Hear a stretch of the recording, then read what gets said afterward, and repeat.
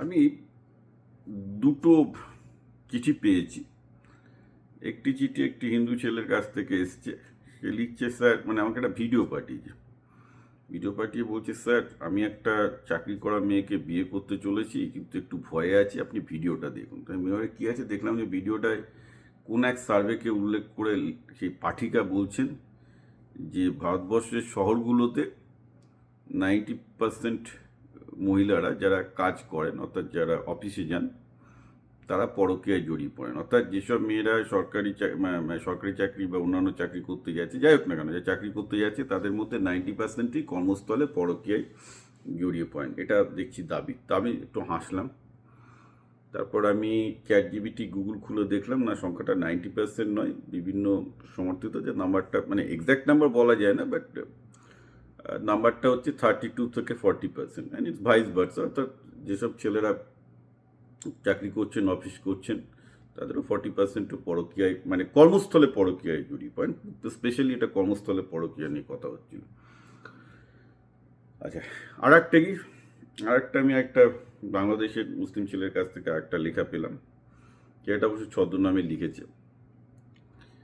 সেটার লেখাটার বক্তব্য হলো এই যে চিরকাল সমাজে পুরুষের বহুগামিতাকে ক্ষমতা হিসেবে দেখাতে হয়। অর্থাৎ একটা ছেলে যদি 10টা প্রেম করে, 10টা জায়গায় পরকীয়া করে, সেটাকে দেখা হয় পুরুষের ক্ষমতা হিসেবে। আর একটা মেয়ে 10টা প্রেম করলে তাকে নষ্ট মেয়ে হিসেবে দেখা হয়। এবং সে তার একটা বিবর্তনজনিত ব্যাখ্যা দিয়েছে। তার ব্যাখ্যাটা half truth half false. The main thing, আমি একটু ঠিক ব্যাখ্যাটাই বলে দিই। সে যেটা বলতে চাইছে সেটা হচ্ছে যে বায়োলজিক্যালি তো নারী পুরুষ বহুগামী, কিন্তু একগামিতা, অর্থাৎ এই যে loyal to husband and wife, এই ব্যাপারটা এসছে মূলত সামাজিক কারণে, যে না হলে সামাজিক বিশৃঙ্খলার সৃষ্টি হয়ে যাবে। কারণ একই নারীর ওপর যদি একাধিক পুরুষের চাহিদা থাকে, বা একই পুরুষের ওপর একাধিক নারীর চাহিদা থাকলে খুনোখুনি হবে, যেটা এমনিতেও হয় এখন। এটা কন্ট্রোল না করতে পারলে এমনিতে খুনোখুনি হবে। তো তার জন্যে সমাজও জানে যে এই বহুগামিতা আটকাতে না পারলে স্রেফ খুনোখুনি হবে। তো সেই জন্যে মানে and then society will be less productive. তো যার জন্য এটা একগামিতা চালু করেছে।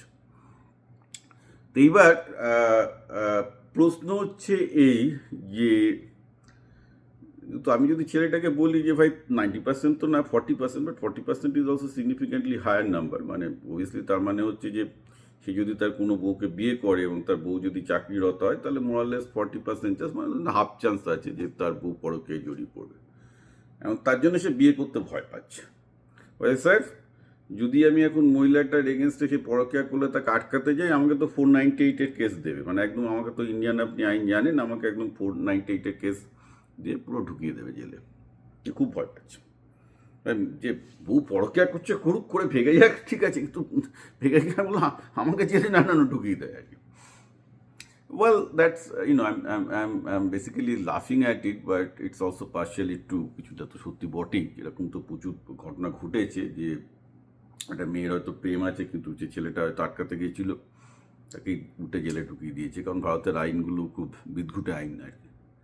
তো ইন এনি কেস, আমি ওসবভাবে বলবো না। আমি এটাই বলবো যে দেখো ভাই, ধরো আমি এই রাস্তায় গাড়ি চালাচ্ছি, আমি 25 বছর হয়ে গেলে আমেরিকান রাস্তায় গাড়ি চালাচ্ছি। আমেরিকার রাস্তায় তুমি যদি গাড়ি চালাও, বিশেষ করে এইসব বৃষ্টির দিনে, একটু লম্বা ড্রাইভ হয় আর যদি বরফের সময় হয়, এই রাস্তায় দেখি দু একটা লোক মরে আছে, মানে গাড়ি উল্টেছে, মরেছে। কত যে রাস্তায় অ্যাক্সিডেন্ট দেখেছি, চোখের সামনে অ্যাক্সিডেন্ট দেখেছি, তার কোনো ঠিক ঠিকানা নেই।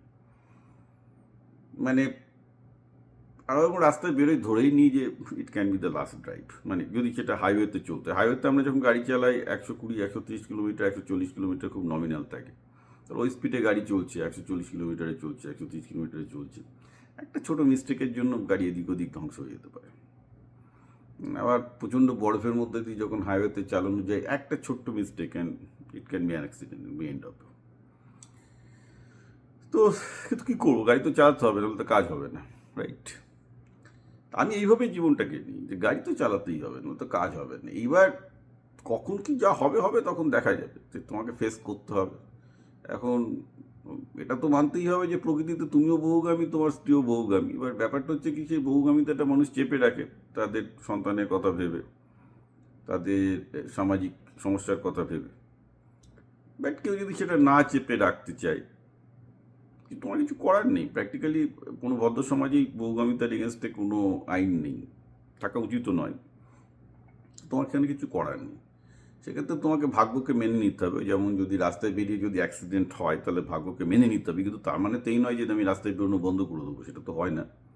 তো এইভাবেই নিতে হবে, এছাড়া কোনো উপায় নেই।